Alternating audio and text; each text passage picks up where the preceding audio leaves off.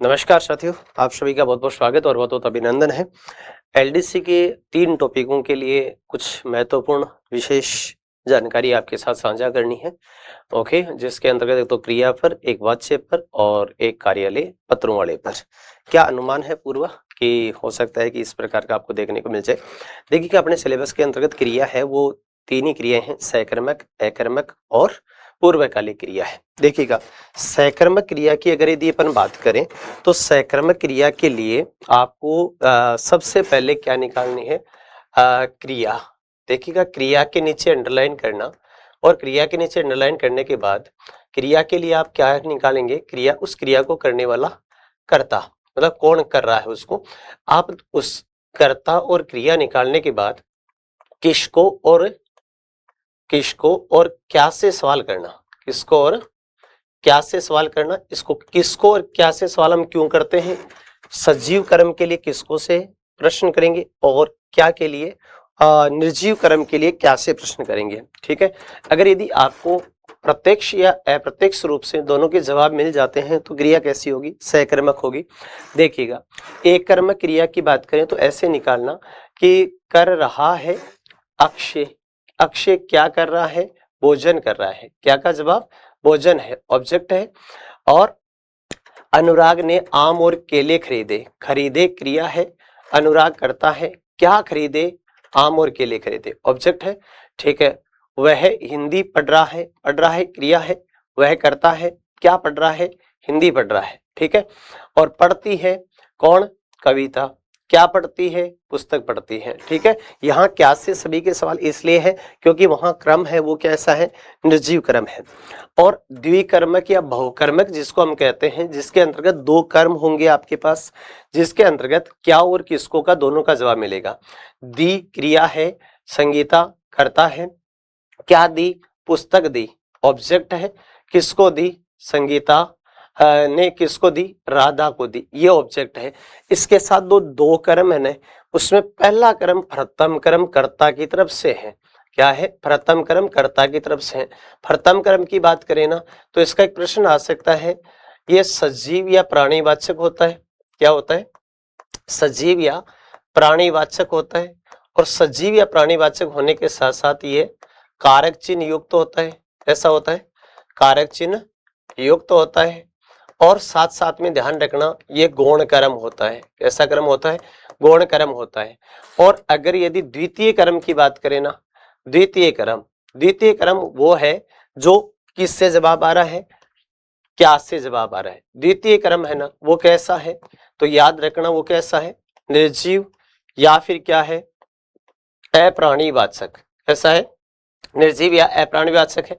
साथ साथ में ध्यान रखिएगा, कारक चिन्ह रहित है। कैसा है, कारक चिन्ह रहित है। और कारक चिन्ह रहित होने के साथ साथ वो कैसा क्रम है, तो याद रखिएगा मुख्य क्रम है। कैसा क्रम है, मुख्य क्रम है। अब देख लो आपके पास किसको, सीता को, क्या, थप्पड़, दोनों ऑब्जेक्ट है क्या। ठीक है, आपको ये सर्वनाम के रूप में, ओके, और ये हिंदी ऑब्जेक्ट। ठीक है, अध्यापक को, क्या, हिंदी, 2 कर्म हो गए दोनों।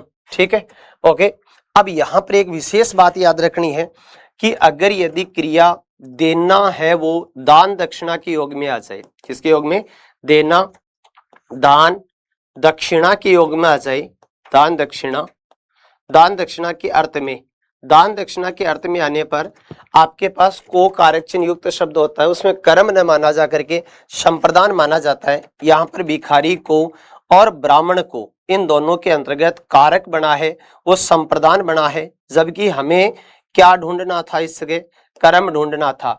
तो इसका मतलब हमारे पास ऑब्जेक्ट इसके अंतर्गत एक ही है, तो इसमें 2 मत कर देना, इसमें एक कर्म होता है। कितने कर्म होते हैं, एक कर्म होता है। ठीक है, एक कर्म होता है। ये विशेष या महत्वपूर्ण सवाल बन सकता है, ध्यान रखना, देने की योग वाला। ठीक है, सकर्मक में यही फैक्टर काम करना है और इसी को काम में लेना है आपको। ठीक है, अकर्मक में अगर मैं यदि आपसे बात करूं ना, अकर्मक में तो अकर्मक के डिवाइडेशन 3 है, एक तो गत्यर्थक है, एक स्थित्यर्थक है और एक अपूर्ण अकर्मक है। सहायक क्रिया मुख्य क्रिया का कार्य करे तो वो अपूर्ण अकर्मक है। साथ साथ में अगर यदि अपनी वो सहायक क्रिया से पहले अगर विशेषण शब्द आ रहा है तो उस कंडीशन के अंतर्गत वो क्रिया कैसी होगी, अपूर्ण अकर्मक क्रिया होगी। कैसी होगी, अपूर्ण अकर्मक क्रिया होगी, ये ध्यान रहे। ठीक है, बाद में अपने को क्या करना है, वही फॉर्मेट अपनाना है। क्रिया के नीचे अंडरलाइन कर देना है, फिर कर्ता निकालना है, फिर आपको क्या से सवाल करना है।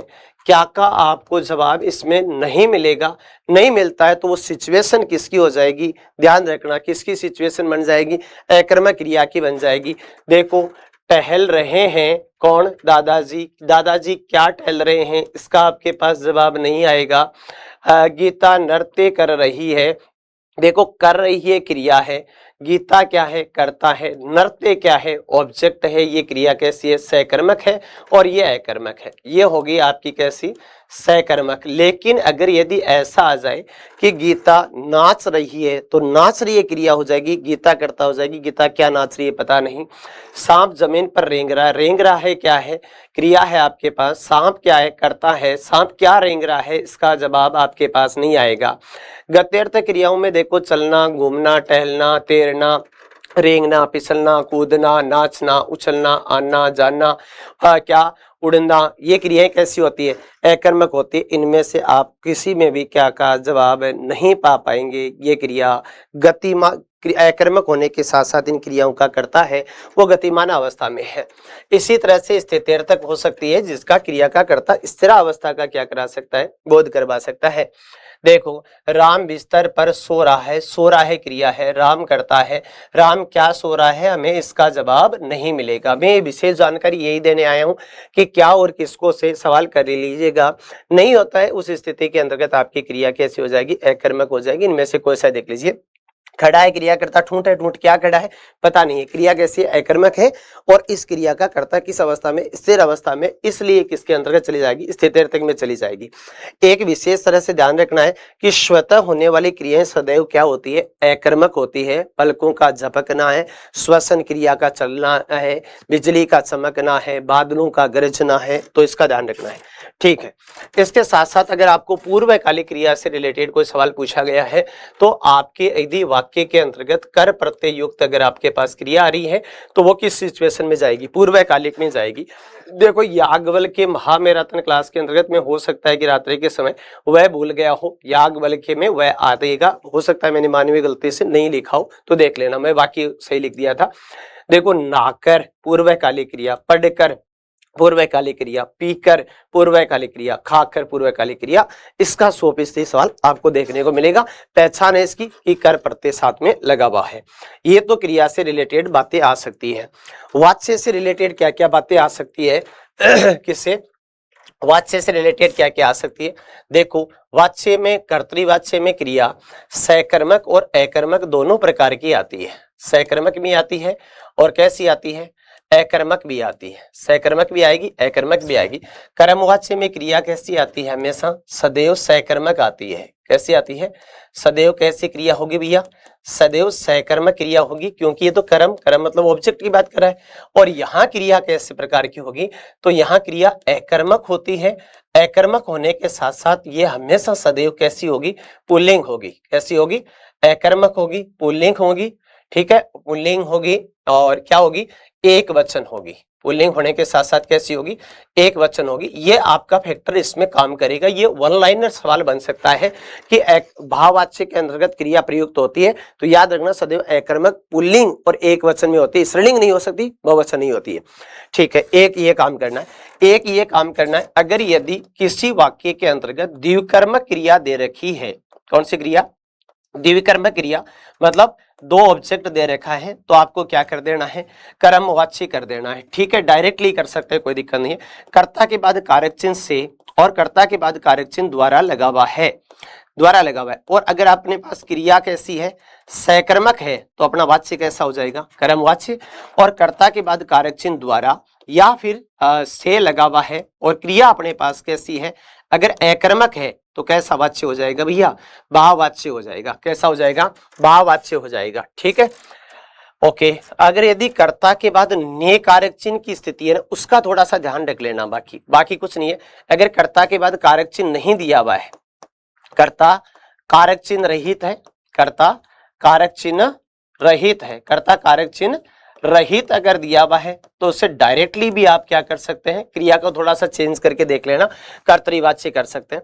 कर्ता के बाद केवल ने कारक चिन्ह आया हो, यानी यहां पर सजीव कर्म नहीं है, अगर आपके पास सजीव कर्म नहीं है, अगर सजीव कर्म नहीं है तो उस स्थिति के अंतर्गत इसे क्या करना है, कर्तरीवाच्य करना है। जैसे ध्यान रखिएगा, मोहन ने पुस्तक पढ़ी, मोहन ने पुस्तक पढ़ी, ये हालांकि ऑब्जेक्ट के अकॉर्डिंग होता है, लेकिन संस्कृत का प्रभाव दर्शाता है कि कर्ता के बाद परसरक कारक चिन्ह ने की स्थिति कर्तरीवाच्य को दर्शाती है, लेकिन यहां पर सजीव कर्म नहीं होना चाहिए, ध्यान रखना। मतलब कौन सा कर्म नहीं होना चाहिए, को वाला नहीं होना चाहिए। अगर यदि सजीव कर्म है तो ध्यान रखिएगा, अगर दो कर्म है तो यहां सिचुएशन आ जाएगी, लेकिन अगर केवल ओनली सजीवी कर्म आ पाता है आपके पास तो स्थिति कहां हो जाएगी, भाववाच्य में चली जाएगी। ध्यान रखना, मां ने पुत्र को सुलाया तो वो भाववाच्य है, कैसा वाच्य है, भाववाच्य है, तो याद रखिएगा। अब देखिएगा, अगर यदि मैं सिचुएशन के अकॉर्डिंग आपसे बात करूं, राम, देखो इनको बहुत इजी वे के अंतर्गत किया जा सकता है, बहुत सिंपली है ये चीजें। कैसे, राम के बाद कारक चिन्ह नहीं है, देखो गीता ने ऐतिहासिक आगे सजीव कर्म नहीं है, राकेश कारक चिन्ह नहीं है, रमेश कारक चिन्ह नहीं है, सावनी कारक चिन्ह नहीं है, बच्चों ने शोर मचाया था, यहां पर ने है लेकिन आगे ऑब्जेक्ट नहीं आ पाएगा, आपके को वाला कर्म नहीं आ पाएगा, मोहिनी नहीं है, मैं कारक चिन्ह नहीं है, लीला कारक चिन्ह नहीं है, राम कारक चिन्ह नहीं है, विवेक कारक चिन्ह नहीं है, तो ये वाच्य कैसे, सभी ये कर्तरीवाच्य है। कर्मवाच्य बनाने के लिए कर्म के बाद, कर्ता के बाद कारक चिन्ह द्वारा या फिर किसका प्रयोग किया जाएगा, से का प्रयोग किया जाएगा, द्वारा यानी के द्वारा या से का प्रयोग किया जाएगा, तभी बनेगा ये कैसा आपका कर्मवाच्य, कैसा बनेगा, कर्मवाच्य। देखो मैंने बिना किसी वाच्य को पढ़े ये कह दिया कि ये कर्मवाच्य है, क्योंकि यह क्रिया कैसी है, सकर्मक है, कैसी है, सकर्मक है, द्वारा के द्वारा लगा हुआ है, क्रिया सकर्मक है, तो वाच्य कैसा होगा, आपका कर्मवाच्य होगा। अब देखो रात्रि क्या, शिकारी रात भर, शिकारी के बाद कारक चिन्ह नहीं है भैया, दादाजी के बाद कारक चिन्ह नहीं है, घोड़े के बाद कारक चिन्ह नहीं है, बच्चे के बाद कारक चिन्ह नहीं है, राम के बाद कारक चिन्ह नहीं है, ठीक है, बीमार उठ नहीं सकता, कारक चिन्ह नहीं है, वे कारक चिन्ह नहीं है, सर्वनामी है सीधा। तो वाच्य किस प्रकार के हैं, ध्यान रखिएगा, कर्तरीवाच्य हैं, इनमें क्रिया अकर्मक है।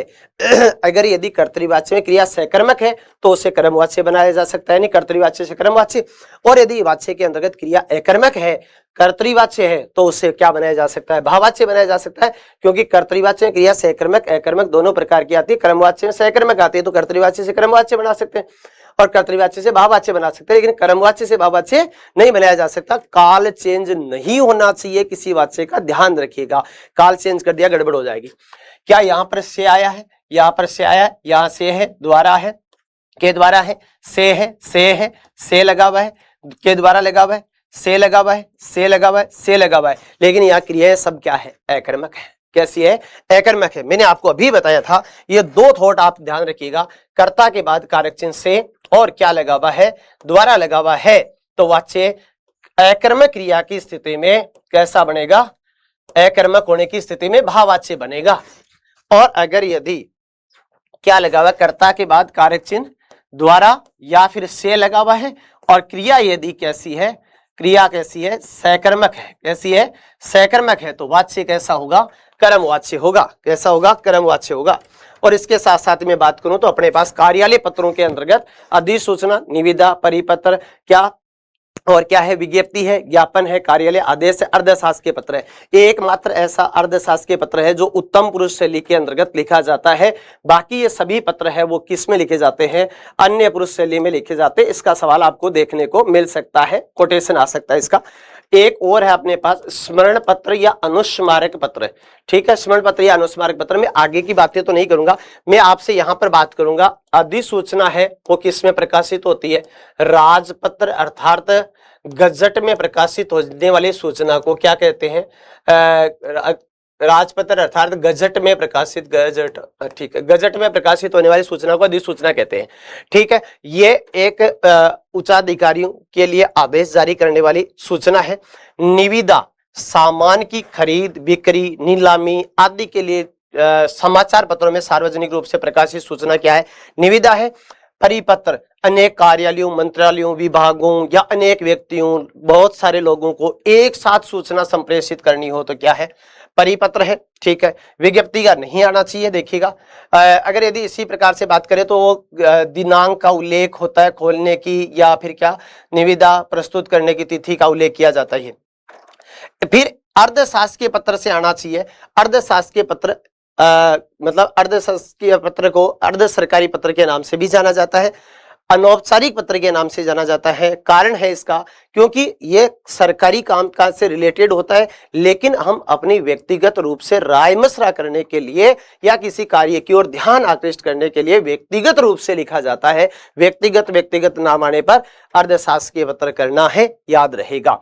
ठीक है, और ओके, संबोधन आदि का प्रयोग करते हैं, नाम लिख करके संबोधन करते हैं, अगले का जी लगा देते हैं। ओके, और एक अनुस्मारक या स्मरण पत्र कहा जाता है क्योंकि पूर्व पत्र की याद दिलाने के लिए लिखा जाने वाले पत्र है उसको क्या कहा जाता है? अनुस्मारक या स्मरण पत्र। पहले पत्राचार हुआ है लेकिन उसका कोई प्रत्युत्तर जवाब नहीं आया तो पुनः उसकी याद दिलाने के लिए जो पत्र लिखा गया अनुस्मारक पत्र है। एकमात्र ऐसा पत्र है ये जिसमें हम विशेष रूप से संदर्भ का उल्लेख करते हैं, पूर्व पत्र की क्रमांक संख्या का उल्लेख किया जाता है।